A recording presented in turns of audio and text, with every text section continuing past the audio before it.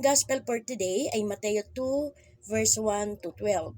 Sinasabi po dito na nagpauna ang tala sa kanila at tumigil ito sa itaas ng lugar sa kinaroroonan ng sanggol. Labis na natuwa ang mga pantas na nakita muli nila ang tala.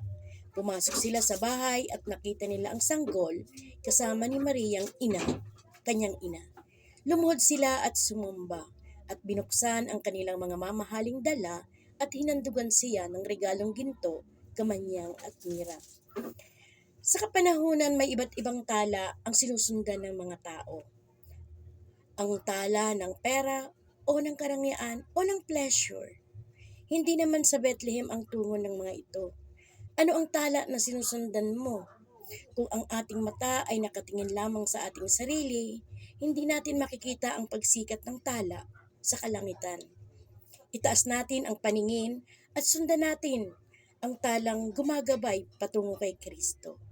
Kung nagustuhan niyo po ang aking video, paki-like and share para po marami ang makapanood. God bless po and see you tomorrow.